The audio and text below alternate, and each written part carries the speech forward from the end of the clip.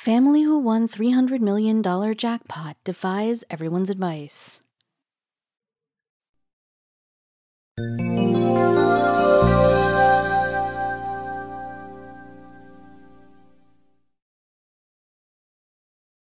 Money has a funny way of changing people, and that's exactly what the Hill family found out in 2012, when these ordinary, down-to-earth folks suddenly became the richest people in town. With endless possibilities before them, the Hills immediately started making huge purchases that left their friends and neighbors rethinking whether they ever really knew who this family was.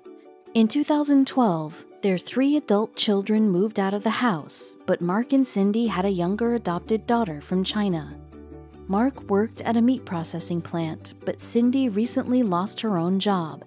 It was a rough turn of events. Like many of us, Cindy had always dreamed of winning the lottery. Of course, very few of us ever see these fantasies come true. Mark and Cindy Hill knew the odds were against them.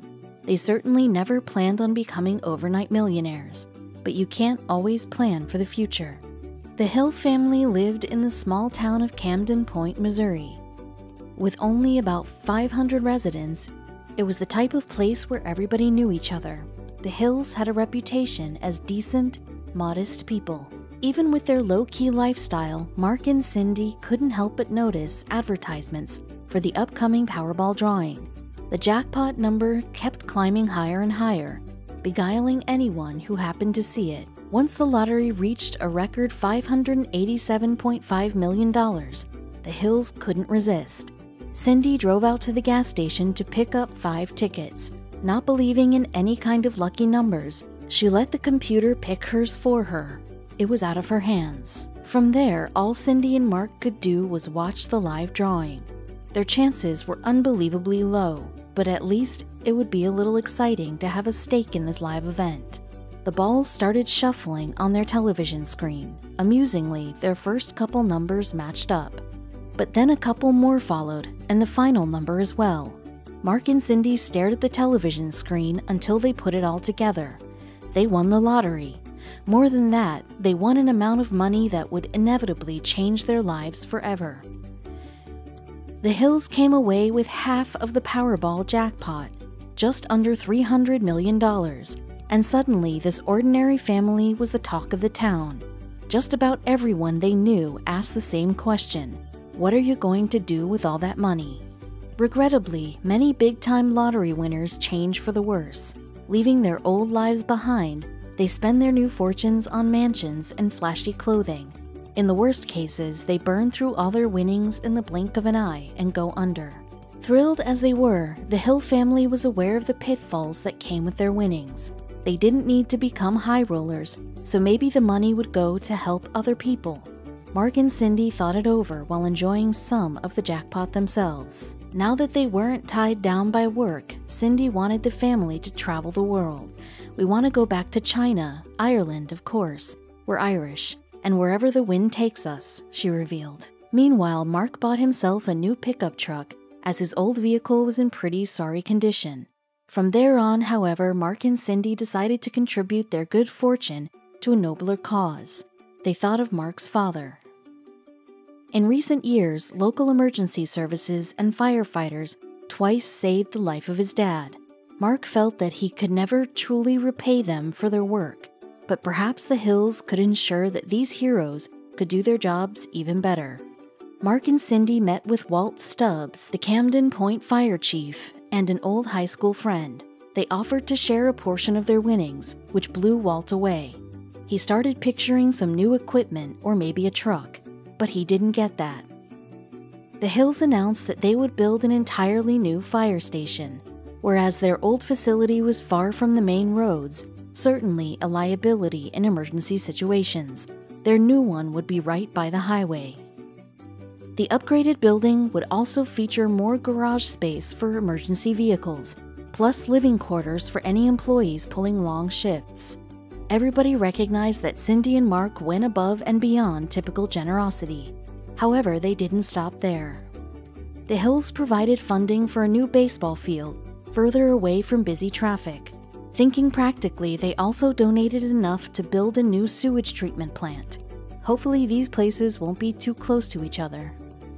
In addition, Cindy and Mark thought back to their alma mater, North Plate High School. So many kids there deserved a good future, but they couldn't all make that happen by winning the lottery. Instead, the Hills set up a scholarship fund for talented students. All of Camden Point celebrated the Hills' donations, which made overnight improvements that would have otherwise taken 25 years to fund. Mayor Kevin Boydston said, "I've said all along that these lottery winnings could not have gone to a better couple. If there were ever any doubts about the Hills staying grounded, those fears are long gone. Thanks to Mark and Cindy, everybody had something to celebrate. The entire town felt like they had won the lottery." Maybe you grind away at work, bored, making just enough to get you and your family by. Maybe in the middle of a menial task, your mind wanders and visions of winning the Mega Millions lottery dance through your daydreams. That jackpot, $1 billion.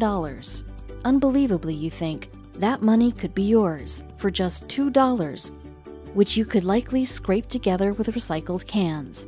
Your net worth could jump to a number with 3 commas.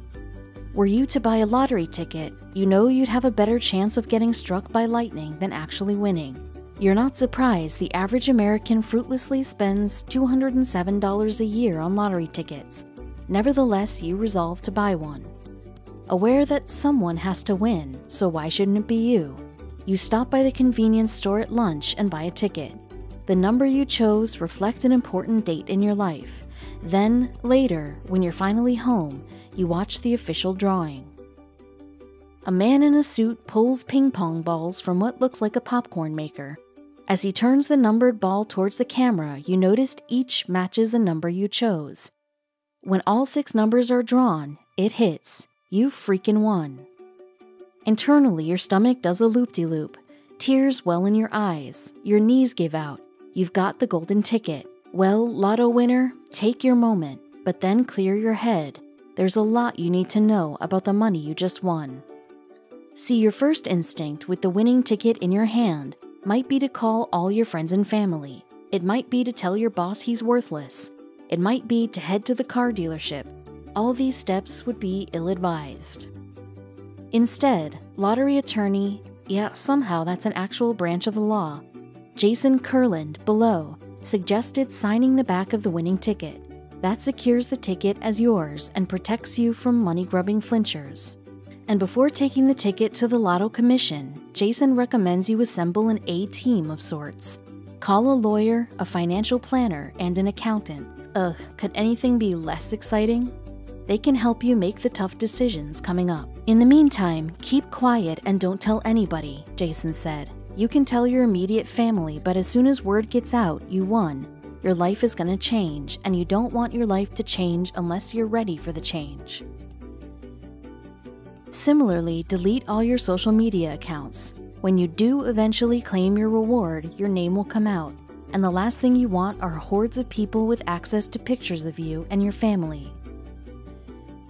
So now you've got your team, you've got your social media scrubbed from existence. Now's the time to claim your prize. Easy, right? Well, not quite. You have a few major decisions left before you go all Scrooge McDuck.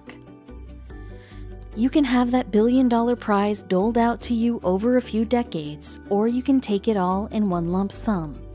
But of course, either way, you won't be getting $1 billion. You didn't think you were actually going to get the entire jackpot, right? See, Uncle Sam always gets his, and in the case of lottery winnings, his is 24%. That $1 billion just became $760 million. That's only 2 commas. Just ask lottery winner Andrew Jackson Whitaker. In 2002, old Andrew from West Virginia won $315 million. Yet after paying the IRS, the state, and other fees, he walked away with just $114 million. Alright, but you'll gladly take a few $100 million, right? Who cares? Well, you get those few $100 million if you're the only winner. That's not always the case. If someone else defies the odds and hits the jackpot, you split it with them. But you're the generous type. You can share the wealth. But consider this.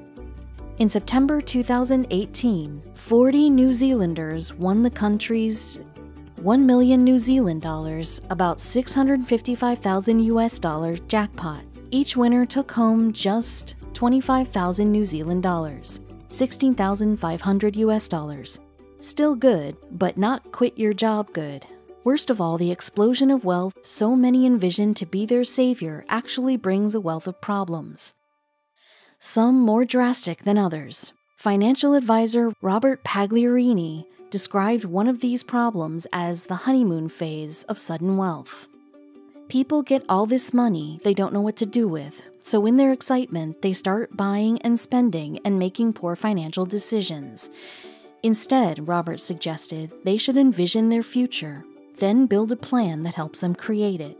Even this plan is not without shortcomings. Lottery attorney Jason recalled plenty of people who won a few $1,000,000 and were then pressured into making bad investments or hemorrhaged their money in a bad business adventure.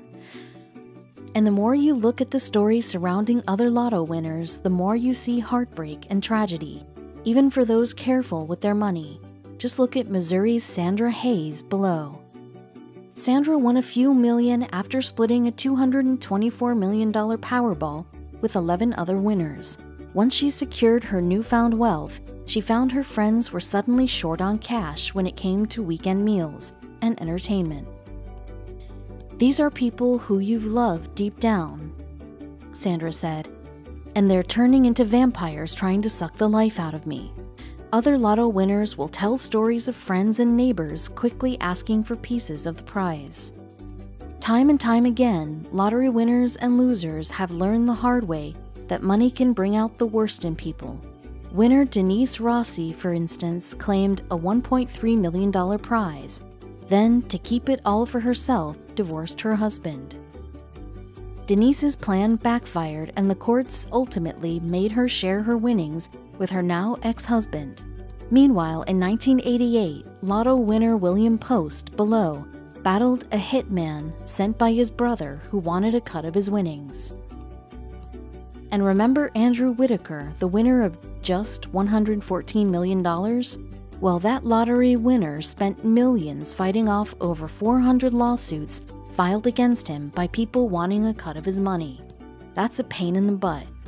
While countless lottery winners have gone on to live pleasant lives among the wealthiest people in the world, countless others have squandered their money on bad investments, poor decisions, and extravagant luxuries.